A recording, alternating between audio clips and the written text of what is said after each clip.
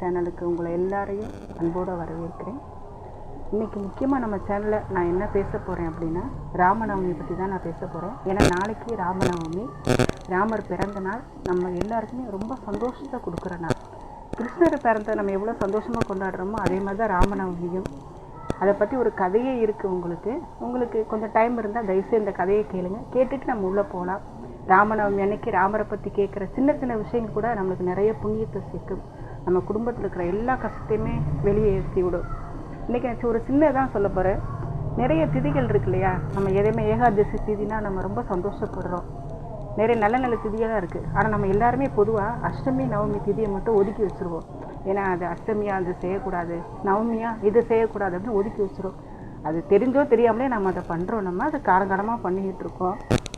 அப்போ அந்த ரெண்டு திதிக்குமே ஒரு ஒதுக்கி வைக்கிறப்ப கஷ்டமாக தானே இருக்கும். இப்போ மனுஷனை நம்மளை ஒதுக்கி வைக்கிறப்ப நம்மளுக்கு எவ்வளோ கொஞ்சம் வேதனையாக இருக்குமோ அதே மாதிரி தான் அந்த திதிகளுமே இருப்பாங்க. அவங்க ரெண்டு பேருமே ரொம்ப சங்கடப்பட்டுட்டு நம்ம பெருமாள்கிட்ட, நம்ம கிருஷ்ண பெருமாள்கிட்ட போய் கேட்டாங்களாம், எல்லாருக்கும் நல்லது செய்கிறீங்க, எங்கள் ரெண்டு பேரையும் மட்டும் ஒதுக்கி வைக்கிறாங்களே, எங்கள் மக்கள் எங்களையும் கொண்டாடணும், அப்போ எங்களுக்கு ரொம்ப சந்தோஷமாக இருக்கும்னு சொல்கிறப்போ அது மனசு உவந்து நம்மளுடைய கடவுள், நம்மளுடைய ராமபுரான் அவர் என்ன சொன்னாரா, நான் என்னுடைய அவதாரத்தில், விஷ்ணு அவதாரத்தில் நான் கிருஷ்ணராக பிறக்க போகுது அஷ்டமி நாள். அன்னைக்கு கோகுலாஷ்டமி அப்படின்னு எல்லாருமே சிறப்பாக கொண்டாடுவாங்க.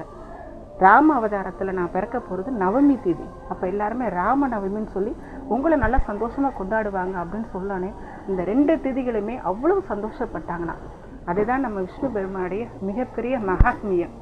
அதனால கிருஷ்ணராக அவர் பிறந்ததை கோகுலாஷ்டமினும், ராமராக அவர் பிறந்ததை ராம நவமின்னு நம்ம கொண்டாடுறோம். இப்போ இந்த சின்ன கதை உங்களுக்கு தெரிஞ்சிருச்சு. இப்போ நம்ம தொடர்ந்து நம்ம வீடியோக்குள்ளே நம்ம போகலாம்.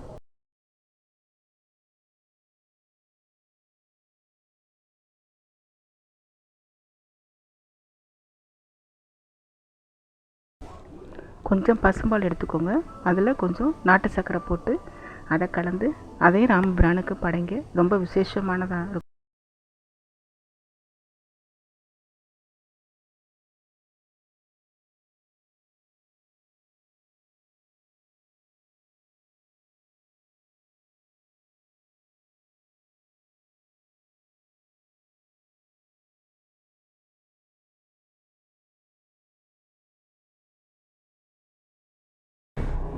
இப்போ நம்ம நெய்வேத்தியம் என்ன செய்கிறது, எப்படி செய்கிறதுங்கிற பார்த்துட்டோம்.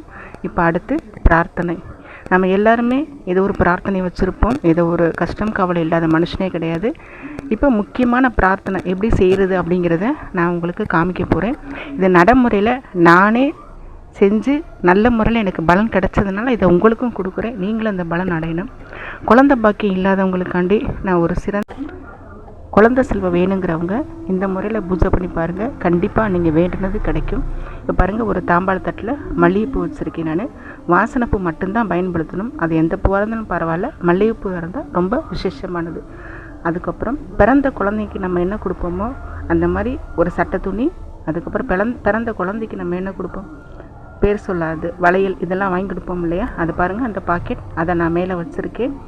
அதுக்கு மேலே நம்ம பிரார்த்தனை பண்ணுறது நல்லபடியாக நம்மளுக்கு நிறைவேறணும், நம்ம நினச்சது கிடைக்கணும் அப்படிங்கிறதுக்காண்டி அதுக்கு மேலே இப்போ ஒரு துளசி இலை நான் வைக்க போகிறேன். நான் அதுக்கு மேலே ஒரு துளசி தலை வைக்க போகிறேன். நான் துளசியோட அருளால் நம்மளுக்கு எல்லாமே நல்லபடியாக நடக்கும்னு நான் அந்த கடவுளை வேண்டிக்கிறேன்.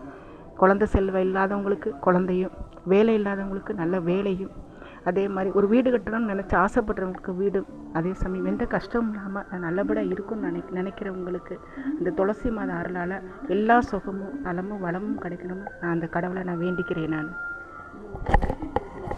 இந்த வீடியோ உங்களுக்கு பிடிச்சிருந்துச்சுன்னா ப்ளீஸ் லைக் பண்ணுங்கள், ஷேர் பண்ணுங்கள், சப்ஸ்கிரைப் பண்ணுங்கள். நன்றி. மீண்டும் அடுத்த ஒரு வீடியோவில் உங்களை சந்திக்கிறேன்.